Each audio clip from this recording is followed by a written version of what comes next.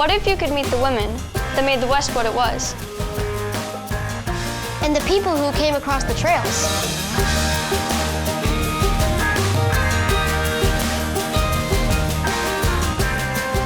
And all the cool characters that make the West really exciting. And maybe most important, the people that were here before us.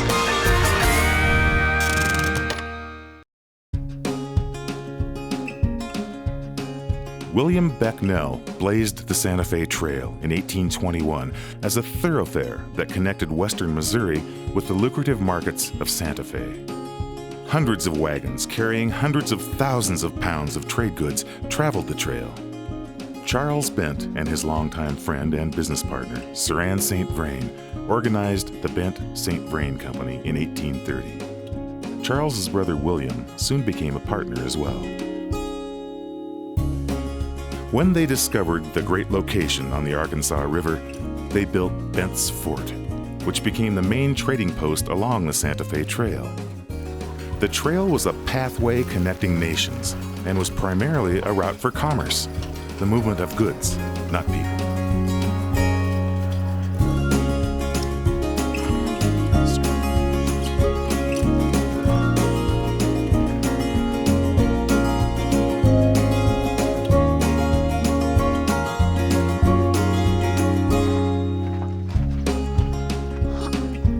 Cool. Really cool. Welcome, youngins. You here to trade? Sure, I guess. Well, my name is William Bent. I am the co-owner and manager of this fort. By the looks of it, you could use some real attire. Do you have some muskrat or fox? No.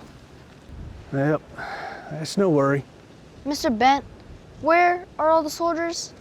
No soldiers are stationed at this fort. You see, this is a trading post, and our business is to trade for buffalo robes like these here.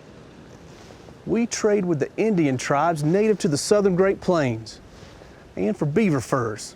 Some folks around here call them plues, which come from the scores of mountain men who range all over the Rocky Mountains. I read that Indians traded for pots and pans, mirrors, and other things they needed. It's true. And the mountain men always need new traps, weapons, knives, powder and shot, and such to help carry them through the winter's trapping season up in the mountains. What Indian tribes live around here? Well, all this was the country of the Southern Cheyenne and Arapaho, and Comanche and Kiowa. And we also see lots of tribes from farther away. Lakota, the Utes, and the Hickory Apaches. Were they all friendly? Did they all get along with each other? No, they do not. We have to be awfully careful about which tribe is coming to trade, because some of our customers don't get along too well with the others, and we don't want them all here at the same time. Many times, though, we go out to the villages directly. The Cheyenne, my wife's people, were the ones who invited us to build the fort here. What do you do with all these beaver furs and buffalo robes? Well, our job is to store them until it's time to send them back east along the Santa Fe Trail, which runs right out here past the fort. So what happens to the furs back in St. Louis? Well, most of the beaver pelts are processed and made into gentlemen's hats. Lately, though, because the beaver is gradually disappearing from the mountains due to overtrapping, silk has gained popularity, and it is rapidly replacing the beaver as the raw material for the hats. But you also trade buffalo hides. I know the Indians use them for their lodges, but what do you use them for? Here. Put this over your shoulder. Buffalo robes are worn as coats by men and women. They also make nice blankets, and they're used as padding for saddles, sleighs, and even carriages. You sure do have a lot of them. Yes, we do.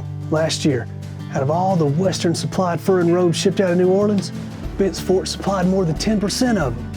We still process more buffalo robes than any other post for hundreds of miles around. So what do the Indians and Mountain men.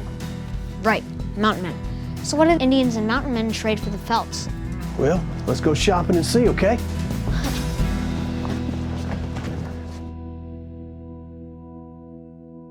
trade for a frying pan. How about some playing cards? Gunpowder, fine chocolate. How about a seashell from the ocean? Whoa! Look at this compass. We might need this down the trail someday. Yeah. So the Indians and mountain men bring in their buffalo robes and beaver pelts for these trade goods. Where do the trade goods come from? They came in on wagons, right? That is right. Do you know from where? Begins with an M. Miami. Not Miami, Missouri. You were absolutely correct. The Santa Fe Trail was the primary reason we located Bent's Fort on this spot. Travel between towns in Missouri and Santa Fe started in 1821, and it has been a route for commerce ever since, hauling goods back and forth. What's that? That's a fur press. Our employees fold and stack about 60 beaver plumes into the press, about 85 pounds worth, and then two strong men turn the crossbar on that big screw, which slowly compresses a stack of furs into a much smaller package. You want to show them? Yes, sir.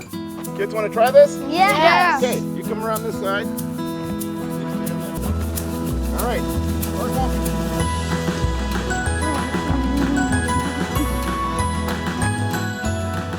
Buffalo robes are so much larger and heavier than beaver plumes, so a completed press package contains around 10 robes and weighs close to 100 pounds. Oh, that's a lot of work. Yep, I'm beat. Oh, that made me dizzy. I don't think that was really fun at all. So how long has the fort been here anyway? Well, my brother Charles and his longtime friend and business partner, Saran St. Vrain, they started building the fort in 1830. A little later, I joined them and ran the company as manager. Then my two younger brothers, George and Robert, came along, so all four of we Bent boys ended up here. And then after my marriage to Al woman, that really expanded our trading opportunities. And then my brother Charles down in Taos, he sent a whole bunch of workers up here for us. It must have took a lot of people to build this fort. Yeah. You want to see how to build a fort? Yeah.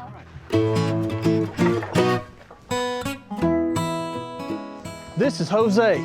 He's going to show you how we built a fort out of mud and water. See, we're going to use a little bit of agua, water. It took 150 Mexicans from down in Taos to build it.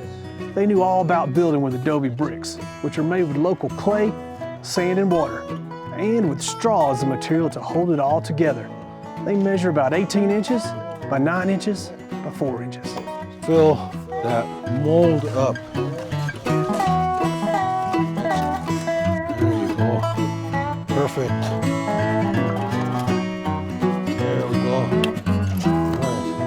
Now, this is the tricky part.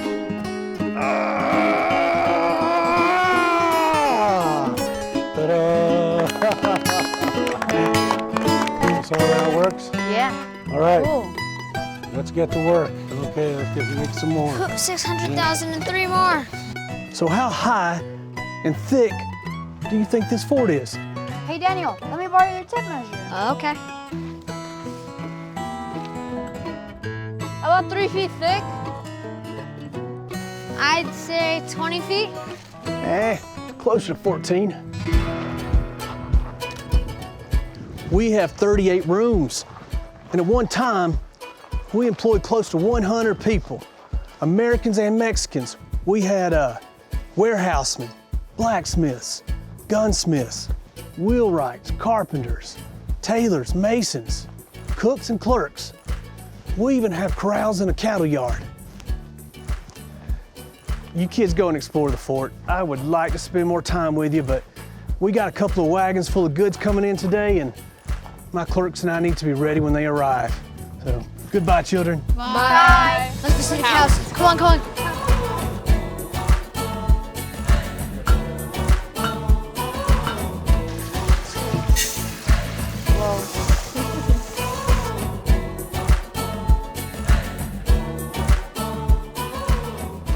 Find those kids some real clothing? They will freeze to death in those skimpy things. Yes, sir.